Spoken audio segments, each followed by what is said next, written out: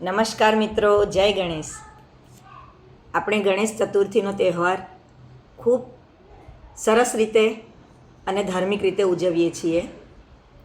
મેં મારા આગલા વિડીયોમાં એ જણાવ્યું હતું કે કેમ ઉજવવામાં આવે છે અને ગણેશ ચતુર્થીનો તહેવાર કેમ હોય છે, કેટલા દિવસ હોય છે બધું. મારી સાથે જોડાઈ રહેવા બદલ આપનો ખૂબ આભાર. મારા આ વિડીયોને પણ જરૂરથી જોજો અને સબસ્ક્રાઈબ કરજો, શેર કરજો. Thank you. જય ગણેશ. આપણે અનંત ચતુર્દશીના આ દિવસની વાત કરીએ મિત્રો, જે ગણેશજીના તહેવાર સાથે જોડાયેલો છે કે ભાઈ 10 દિવસ પછી ગણપતિના વિસર્જનનો વિશ્વાસ અને એના વિદાયનો વિલાપ. કારણ કે ગણેશજી આપણા ઘરમાં 10 દિવસ સુધી ખૂબ સુંદર રીતે ઉજાય છે. આપણે એમને જમાડીએ છીએ, એમના ભજન આરતી થાળ કરીએ છીએ, એમની સાથે રહીએ છીએ, એ આપણી સાથે રહે છે. આપણા ઘરમાં એ 10 દિવસ દરમિયાન એક નવું વ્યક્તિ આવે છે. એની પ્રસ્તાવના વિશે જો હું તમને વાત કરું મિત્રો, તો ભારતીય સંસ્કૃતિના તહેવારોમાં માત્ર ઉલ્લાસનો જ નહીં પણ ગહન આધ્યાત્મિક સંદેશનો વાહક બનીને આવે છે.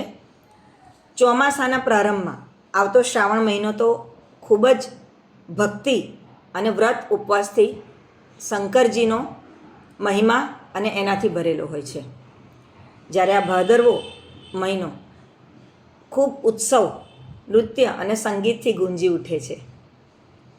ગણપતિના દરેક પંડાળમાં ખૂબ ભાવપૂર્વક અને ધમાલપૂર્વક આપણે એ તહેવાર એમનો ઉજવીએ છીએ. જે દિવસે ગણેશ ઉત્સવનો અંત અને ભગવાન ગણેશના વિસર્જનનો પ્રતીક છે એ છે અનંત ચતુર્દશી. આ દિવસ કેવળ મૂર્તિ વિસર્જન નહીં પણ એક આધ્યાત્મિક ચક્રના પૂર્ણ થવાનું સૂચક છે. અનંત ચતુર્દશીનું મહત્ત્વ, જે ભાદરવા શુક્લ પક્ષની ચતુર્દશીને કહેવાય છે. અનંત શબ્દનો અર્થ એવો છે કે જેનો ક્યારેય અંત ના આવે મિત્રો, જે શાશ્વત છે. આ દિવસે ભગવાન વિષ્ણુજીના અનંત સ્વરૂપની પૂજા પણ કરવામાં આવે છે. જે પૌરાણિક કથા અનુસાર પાંડવોને એમનું રાજ્ય પાછું મળ્યું ત્યારે શ્રી કૃષ્ણએ યુધિષ્ઠિરને અનંત દેવની વ્રત કથા કહી સંભળાવી હતી અને એનું પાલન કરવાની સલાહ આપી હતી. એ વ્રતને શુભ, મંગળકારી અને અનંત સુખ આપનારું કહેવામાં આવે છે મિત્રો.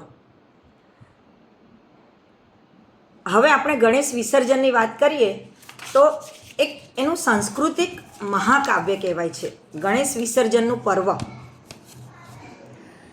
ગણેશ ચતુર્દશીએ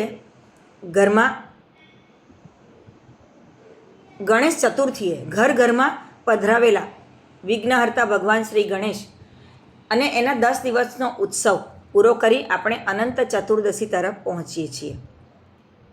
અને એમના શ્રી વિસર્જન માટે નદીના ઘાટે, તળાવ અથવા સમુદ્રમાં અથવા પોતાના ઘર પાસે મોટા પાત્રમાં માટીની મૂર્તિનું વિસર્જન થાય છે. વિસર્જન એક શોક નહીં પણ ઉત્સવ છે. ગણપતિ જાય છે, આપણને દુઃખ થાય છે, એક વ્યક્તિ ઓછું થઈ રહ્યું છે. તે આપણા જીવનના સૌથી મહત્ત્વપૂર્ણ સિદ્ધાંતની યાદ અપાવે છે આપણને કે જે આવ્યું છે તે જશે જ અને પરિવર્તન જ એકમાત્ર સત્ય છે. અને મિત્રો, પરિવર્તન એ સંસારનો નિયમ છે અને થવું જરૂરી પણ છે. મૂર્તિના સ્વરૂપમાં એમને આપણે પધરાવી આપણે ભગવાનને એક સ્વરૂપ આપીએ છીએ અને પછી એ સ્વરૂપને પાણીમાં વિસર્જન કરીને આપણે એને નિરાકાર બનાવી દઈએ છીએ. એમ કે માટીને માટીમાં ભેળવી દઈએ છીએ.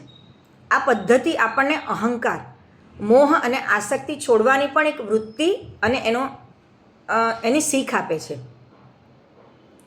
કે જે બન્યું છે એ જવાનું જ છે અને એનો નાશ નિશ્ચિત છે. વિસર્જનની તૈયારી અને એના રીત રિવાજો વિશે વાત કરીએ મિત્રો, તો અનંત ચતુર્દશીનો દિવસ ખૂબ ઉત્સાહ, ઉલ્લાસ અને ભક્તિથી ભરપૂર હોય છે. સવારથી શહેરના મહોલ્લાઓ, ગલીઓમાં ગણેશજીની મોટી મોટી શોભાયાત્રાઓ નીકળે છે. શોભાયાત્રા એટલે ભક્તો પ્રભુના આરતી, ગીત, નૃત્ય સાથે જુલુસ કાઢે છે. ગણપતિ બાપ્પા મોરયા. ઉર્ધ્યા વર્ષી લવકરિયા. હે પિતા ગણેશ, આવતા વર્ષે જલ્દીથી પધારજો. એવા જયઘોષ સાથે આકાશ આખું ગુંજી ઉઠે છે બધી સોસાયટીમાં. અને જ્યાં જ્યાં ગણેશજીના પંડાળ હોય ત્યાં બધા જ લોકો એકત્ર થઈ જાય છે. નૃત્ય અને સંગીત, ધક્કા, ડીજે, લેઝિમ, બેન્ડના જોરદાર થાપા, સંગીત પર બધા નૃત્ય કરતા હોય છે. આ સમગ્ર વાતાવરણમાં એક અનોખી ઉર્જા, ઉલ્લાસ અને ભાવનાત્મક જોડાણ ભરી દે છે. બધાને સાથે રહેવાની પણ એ એક શીખ આપે છે.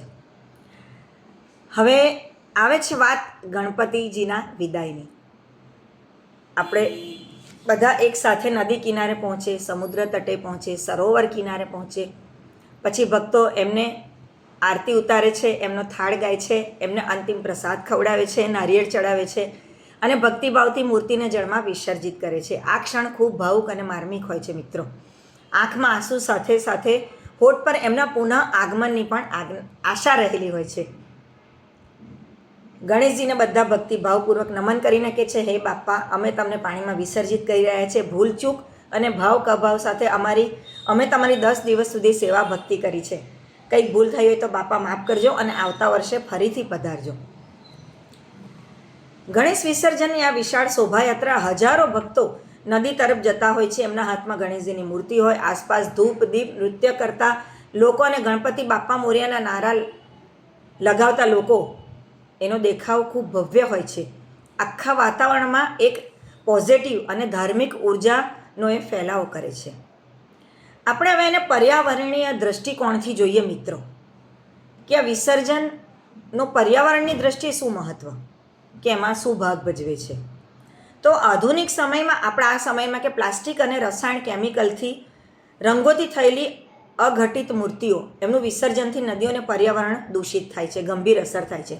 આ ચિંતાને ધ્યાનમાં લઈને હવે ઘણા ભક્તો માટીની, જે પર્યાવરણને નિર્દોષ એવી હોય, જે નુકસાન ના કરે, માટીની મૂર્તિઓનો ઉપયોગ કરે છે. બને એટલી નાની મૂર્તિઓ લાવે છે જે જલ્દીથી ઓગળી જાય છે, પાણીમાં ભળી જાય છે. એનું ઘરે પણ મોટા પાત્રમાં વિસર્જન કરી શકાય અને એ માટીને પછી કોઈ પણ જગ્યાએ લીલોતરીમાં કે કોઈ પણ જગ્યાએ એને ત્યાં ઢોળી શકાય, જેનાથી કોઈ નુકસાન નથી થતું પર્યાવરણને અથવા કોઈને પણ.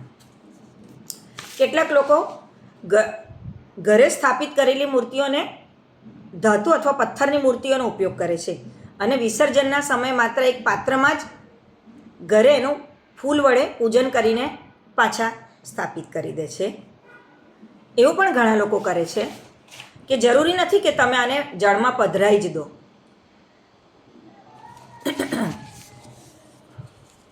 આપણે આ વાત ખૂબ સરસ રીતે સાંભળી અને જાણી વિસર્જનની વાત. ઇકો ફ્રેન્ડલી ગણેશજી, નાના નાના ગણપતિની મૂર્તિ પણ ઘણા લોકો લાવતા હોય છે. એનું પણ આ જ રીતે પાણીમાં મોટા પાત્રમાં વિસર્જન કરે છે. હવે મિત્રો આપણે એના ઉપસંહાર કે એનો હેતુ શું એના વિશે વાત કરીએ. કે અનંત ચતુર્દશી અને ગણેશ વિસર્જનનો તહેવાર માનવ જીવનના ઊંડા અને તત્વજ્ઞાનને સ્પર્શે છે, જે આપણને શીખવે છે કે આનંદ અને વિષાદ, મેળાવડો અને વિદાય, આગમન અને પ્રણય, આગમન અને પ્રયાણ, જીવનના આ બે પાસા એ સાથે જ હોય છે. ભગવાન શ્રી ગણેશ આપણને 10 દિવસ માટે આનંદ, શાંતિ અને પ્રગતિ આપીને જાય છે અને વિદાય લેતી વખતે એવી પ્રાર્થના સાથે જાય છે કે આ ગુણો આપણામાં સદાય વિદ્યમાન રહે. વિસર્જનનો અર્થ છે ઓગળવું અને એકથી થવું. ગણેશજીની મૂર્તિ પાણીમાં ઓગાળીને પાણી સાથે એક થઈ જાય છે. એ જ પ્રકારે આ તહેવાર આપણને સમજ આપે છે કે અંતતઃ આપણે સૌ પ્રકૃતિનો જ અંગ છીએ. આવો પુનઃ આગમન થાય ભગવાન શ્રી ગણેશજીનો. ફરીથી એમને પ્રાર્થના કરીને આપણા ઘરે આવતા વર્ષે બોલાવીએ અને આપ સર્વેને અનંત ચતુર્દશીની ખૂબ ખૂબ શુભકામનાઓ સહિત જય ગણેશ, જય શ્રી કૃષ્ણ. મારો આ વિડીયો જોવા બદલ આભાર અને મારી ચેનલને સબસ્ક્રાઈબ કરજો અને વિડીયોને લાઈક અને શેર કરજો. જય ગણેશ.